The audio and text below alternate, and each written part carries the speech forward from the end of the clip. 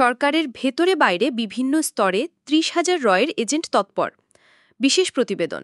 বাংলাদেশের সরকার, প্রশাসন, শিল্প, বাণিজ্য, ব্যাংক, বীমা, বিভিন্ন কর্পোরেশন, রেলওয়ে, বিমান, রেল পরিবহন তথা যোগাযোগ ব্যবস্থা, প্রতিরক্ষা, খনিজ, পররাষ্ট্র, শিক্ষা, সংস্কৃতি সহ প্রতিটি স্তরে ভারতীয় গোয়েন্দা সংস্থা রয়ের নেটওয়ার্ক চালু করা হয়েছে। প্রশাসনের কোনো কোনো ক্ষেত্রে রয়ের পুরো নিয়ন্ত্রণ কায়েম করা হয়েছে।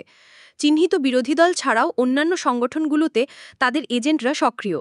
সারা বাংলাদেশে সর্বমোট ৩০,০০০-এরও বেশি রয়ের এজেন্ট তৎপর রয়েছে।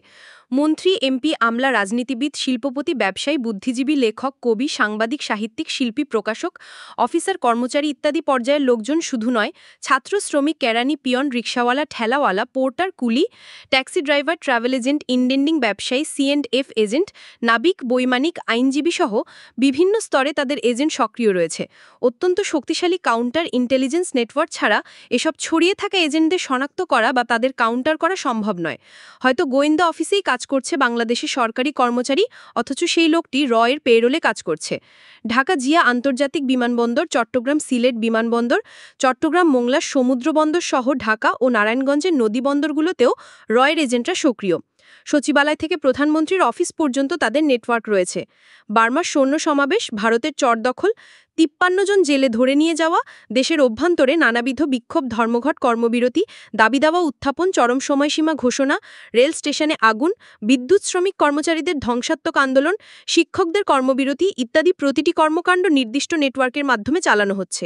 বর্তমান সরকার চোরাচালানি বন্ধের জন্য কঠোর পদক্ষেপ নেওয়াতে ভারত বছরে ২,০০০ কোটি টাকারও বেশি আয়ের ১২ কোটি মানুষের একটি বাজার হাতছাড়া হয়ে যেতে দেখে পাগল প্রায় হয়ে পড়েছে। বর্তমানে বাংলাদেশ ও ভারতীয় মুদ্রার বিনিময় হার প্রায় সমান সমান। বেসরকারিভাবে ইতোমধ্যেই বাংলাদেশে মুদ্রার মান বেড়ে গেছে। মাত্র ৬ মাসের মধ্যে ভারতীয় মুদ্রার অবমূল্যায়ন করা হয়েছে ৩ বার। এ অবস্থা ভারতের পক্ষে মেনে নেওয়া সম্ভব নয়।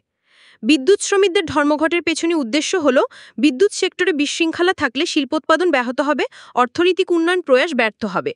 ব্যাংক সেক্টরে উত্তেজনা সৃষ্টির উদ্দেশ্য হল সরকারের অর্থনৈতিক কার্যক্রম পর্যস্ত করে দেয়া।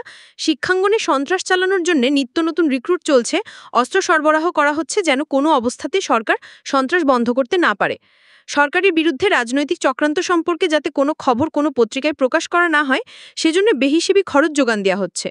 পক্ষান্তরে গণতন্ত্রের নামে, বাকস্বাধীনতার নামে সরকারের প্রতিটি উদ্যোগের বিরুদ্ধে প্রচারণা চালানোর ব্যবস্থা করা হয়েছে। কিন্তু এসব কর্মকাণ্ডের সাথে যারা সরকারের ভেতরে বা বাইরে থেকে এসব ব্যাপারে সার্বক্ষণিক লিয়াজও রক্ষা করছে, একান্ত আপনজনের মুখোশ পরে তাদের চিহ্নিত করার চেষ্টা করা হলে হুমকি খুন করার চেষ্টা করা হয়।